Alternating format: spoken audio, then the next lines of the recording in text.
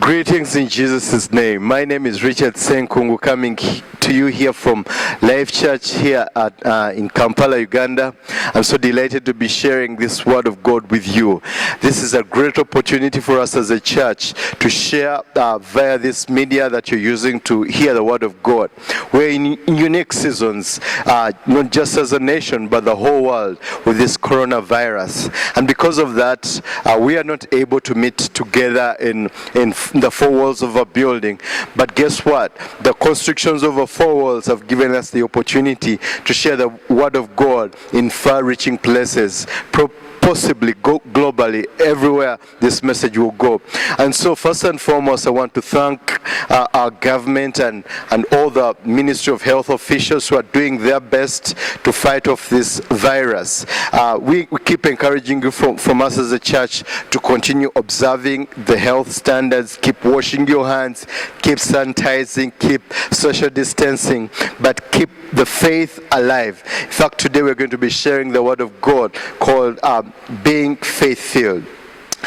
You see, in the world that we live in today, with so much happening in the social media platforms and on the news and in the newspapers, and even from the rumors you hear from your neighbor, it's possible that your heart can be filled with so many toxic things, among which is fear, anxiety, worry, uncertainty of what will happen tomorrow. You don't know what tomorrow will hold. But guess what? I also don't know. But we have the opportunity to go to our Father in heaven, our Lord Jesus Christ, and check out the scriptures and say, what am I supposed to do in seasons like this? We're going to be sharing around the whole idea of being faith-filled. And to be faithful, my big thought is simple, that we need to empty ourselves of the toxicity that comes because of worry and anxiety and fill our hearts with faith. Now, physically, I don't know how you can do that, but through the Word of God, through what the Word of God tells us, we're going to discover what that means. And I want to begin this by sharing the Word of God from the book of Philippians, written by a man called Paul, who was imprisoned in prison when he wrote this letter. In the book of Philippians chapter 4 and verse 6, I'll start from verse 4. It says that rejoice in the Lord always. Then it says, I will say it again, rejoice. Now this is someone who is actually going through incarceration, being limited with his movements. Perhaps just like many of us, we are finding we are hedged in. We don't have the right to go to different places that we used to go to. But the Word of God tells us, rejoice in the Lord always. Again, I say rejoice, meaning that to rejoice is actually a choice. It's hugely a choice that we need to make on our end. And it says, let your gentleness be evident to all. The Lord is near.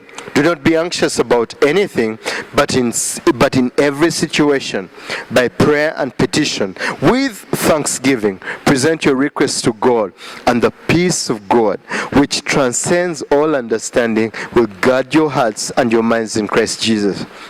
I'd like to read another version. It's called the Passion Translation. It says that be cheerful with joyous celebration. You know what? I can't imagine such a thing in this season. But it says in every season of life, let joy overflow, for you are united with the Anointed One. Let gentleness be seen in every relationship, for our Lord is ever near. Verse 6, don't be pulled in every direction or worried about a thing. Be saturated in prayer throughout each day, offering your faith-filled requests before God with overflowing gratitude. This is where actually these words jumped off the page for me. Faith-filled requests. In other words, we are not people who walk in worry, who walk in complaining, who walk in anxiety, but we walk faith-filled. Then it says that then God's wonderful peace, it says that tell him every detail of your life. Then God's wonderful peace that transcends human understanding will make the answers known to you through Jesus Christ. So from this word of God, I want to share just three thoughts, and then we'll be ready to pray. Number one, we need to look out fear. Each one of us has the key to our hearts that would either allow in or lock out fear. We can do this physically by saying, you know what, I've had enough of negative news. I'm going to lock it out. But in a spiritual sense, we need to lock out fear. We need to stop the belief of the fear or the negative reports around us as though there is no hope. In fact, when we hear the word of God, it says, it's told us that we need to be cheerful with joyous celebration in every season of life. Let joy overflow, for you are united with the Anointed One. Let gentleness be seen in every relationship, for our Lord is ever near. It says, don't be pulled in every direction or worried about a thing. In other words, worry is actually a choice. We can choose to hold on to worry, because actually some people enjoy worrying. They enjoy hearing the negative reports. Oh, I don't know what's going to happen. Oh, we are doomed. Oh, we are in the last days. Oh, the world is coming to an end. Oh, then we beat ourselves down, and worry pushes us down. But in this word of God, we've been encouraged that do not be allowed to be pulled in all directions, because there's one direction that we need to look up to, and that's the direction of God. The Bible tells us in 2 Timothy 1:7 that for God has not given us a spirit of fear, but of power and of love and of a sound mind. In other words, when we think about our portion, there's nothing like fear. God hasn't given us fear. He has given us a spirit of love, of power, and of a sound mind. Show me someone who is fearful. I'll show you someone who doesn't have love, someone who doesn't actually walk in the power of God, someone who is not walking with a sound mind. In other words, even their decisions are affected. So today I want to encourage us that we shouldn't walk in the fear. We need to walk in the spirit of faith that God has given us. The second thought that kind of is at the epicenter of what I'm sharing today is that we need to be faith-filled through prayer. You see, it's one thing to lock out fear and say, I'll not listen to the negative things, and then have positive confession. This is not just a positive confession thing. This is actually connecting our hearts to the source of faith, and that is God. Connecting our hearts to the one who removes the fear out of our hearts and actually gives us what we need, which we'll see in the third part, which is peace. But what we need to do right now is to connect to God in prayer. The Bible says that be saturated in prayer throughout each day, offering your faith-filled requests before God with overflowing gratitude. Tell Him every detail of your life. In other words, you see, with the measure of how much negativity you've had, you need to triple that or quadruple that with faith and say, God, I have had this, but my faith is up. My faith is in you. I'm not believing the negative reports. I'm believing the report of the Lord. I'm believing what God has said He will do. Begin to claim the promises of God that are in His word, and don't just claim them, pray them before the Lord. In fact, the Bible tells us in Psalm 34, verse 15 to 18, the eyes of the Lord are on the righteous. Guess what? God, His eye is on us. His eye is on the people. We are not righteous because we are better than our neighbors. We are righteous simply because of the free gift that Jesus gives us. The Bible says the eyes of the Lord, other versions say the eyes of the Lord are on those who fear the Lord. If you fear the Lord, His eye is going to be on you, and His ears are open to their cry. In other words, God is waiting to hear us cry to Him rather than believe the negative reports and negative thoughts. So God tells us that his ear is attentive to hear the requests that we make to Him. 16 says that the face of the Lord is against those who do evil, to cut off the remembrance of them from the earth. The righteous cry out, and the Lord hears. Come on, that's a great promise, and He delivers them out of all their troubles. The Lord is near to those who have a broken heart, and He saves such as have a contrite spirit. In other words, if we come to the Lord with brokenness and say, God, I don't have all the answers. In fact, I'm not going to try and figure them out. But I'm calling on you, God, who has all the answers. You who is the God who does the impossible things. You who can even turn back this trend, this tide of coronavirus. You who knows tomorrow. I don't know whether I'm going to keep my job. I don't know if I'm going to have enough money to take me throughout all these 30 days. I don't know if I have all the answers I need to prove myself. You know what? None of us has the answers. None of us is guaranteed about tomorrow. But one guarantee we have is that we know who knows tomorrow. His name is Jesus Christ. And so I want to encourage you to honestly cry out to the Lord. This is not a time to fear. This is not a time to give up. This is not a time to walk in doubt and in anxiety and wondering what's going to happen to me. This is a time to raise up our faith to the Lord and say, God, our eyes look up to you. The psalmist says that I look up to the hills. Where does my help come from? My help does not come from the east or the west. My help comes from the Lord, the maker of heaven and earth. You know, we need to cry out to our source where our help comes from. The third thing that I want to share with us is that we need to receive the peace from God. You know, it's one thing to pray and walk out of the prayer place with the same burdens that you presented to the Lord. I believe it's time to pray and trust that the Lord has heard, and we walk from the prayer place with a peace from God. The Bible says that then God's wonderful peace that transcends human understanding will make the answers known to you through Jesus Christ. Wow. You know what? God has all the answers. My only response, my only obligation is to cry out to Him with thanksgiving, present my request to the Lord with thanksgiving, no complaint, trusting the Lord, and God will fill my heart with something they call the peace that transcends human understanding. It is a peace that is unexplainable. It's a peace that people will look at you and say, why are you peaceful when people are losing jobs? Why are you peaceful when people don't have the answers about tomorrow? They don't know whether the corona is next door or not. Why are you finding so much peace? Well, because I know who has all the answers, and that is God in heaven. And I've cried out to Him, and guess what? We've done an exchange. He's taken my burden. He has given me His peace. Now that's what God wants to do. He wants to do an exchange. He wants to take our burdens. He wants to take our worries and give us His peace instead. His peace in our hearts. You may be saying, oh, how does that happen? I'm not sure whether God actually can give peace. The Bible says that you will keep him in perfect peace. Not just peace, but perfect peace. There's something called peace, and there's something they call perfect peace, whose mind is stayed on you. Why? Because he trusts in you.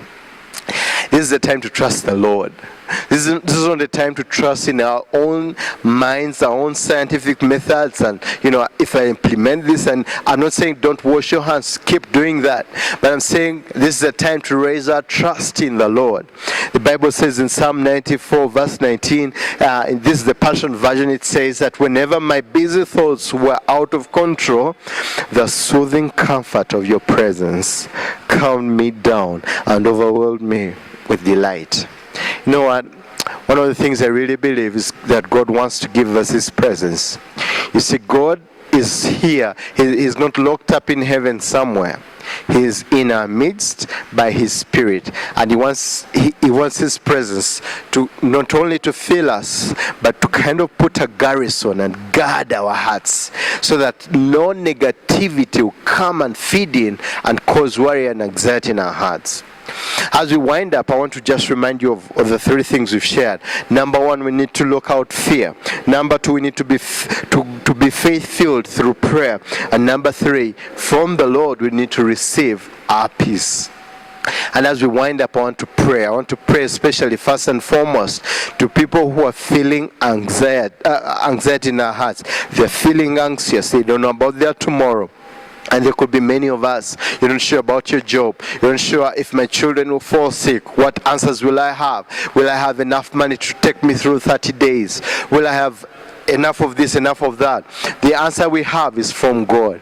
And so I want to pray for us today and say, Father, in the name of Jesus, Lord, you're the God of peace. Even in the midst of this trial of the coronavirus, oh God, the pandemic that is sweeping the world and causing anxiety and fear, Lord, you're still in charge. You're still in control.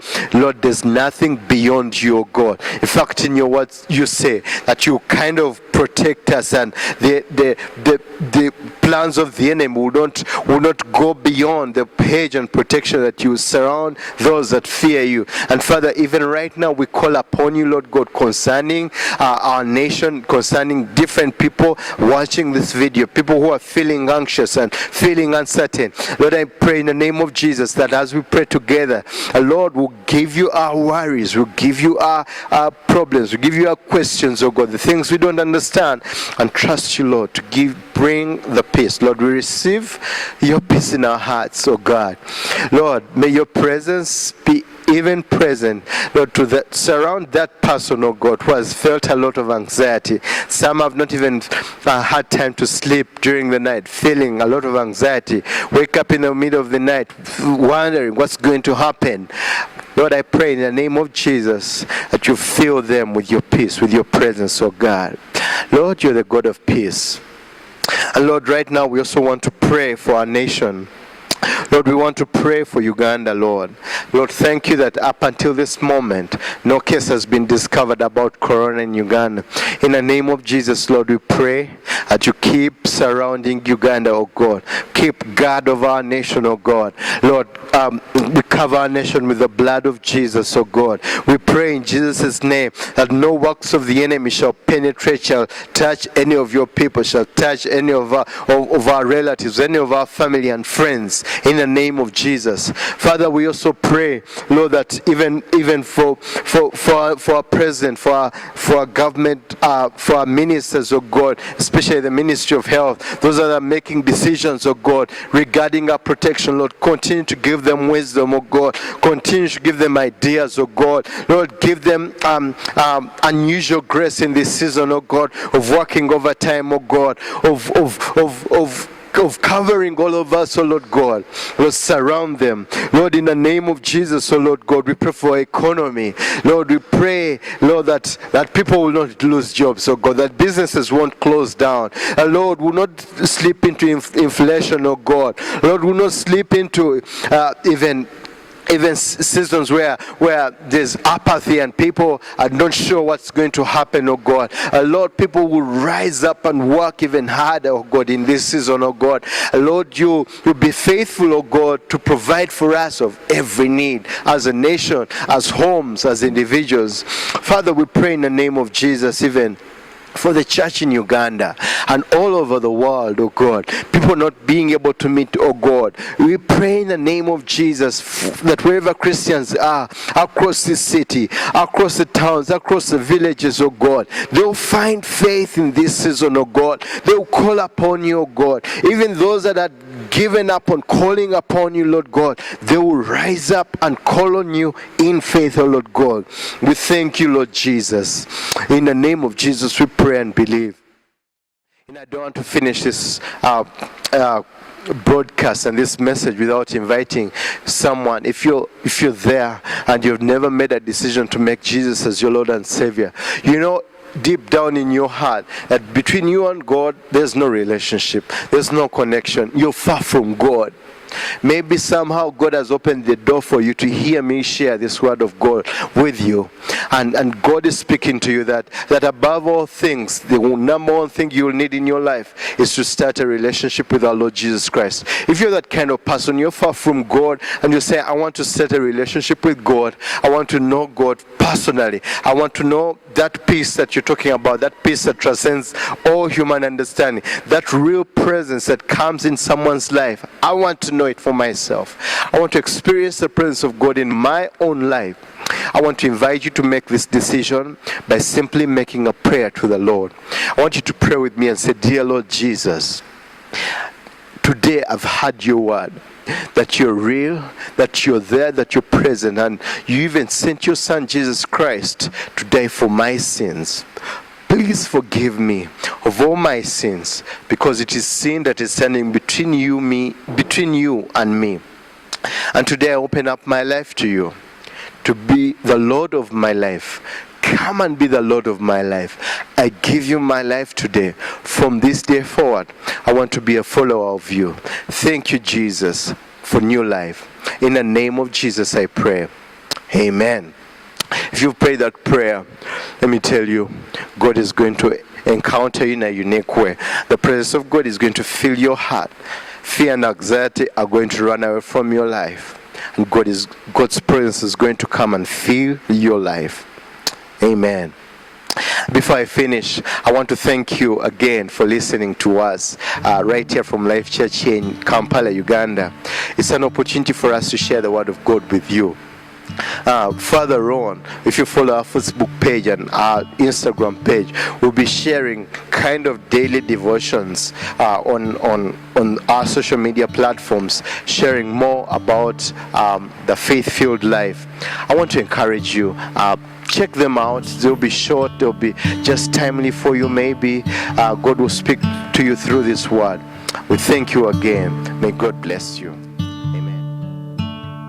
Thank you so much for watching the video. Hope you enjoyed the sermon by Pastor Richard. Well, please join a life group this week or a small gathering where you can pray together as a community. May God bless you and see you next week.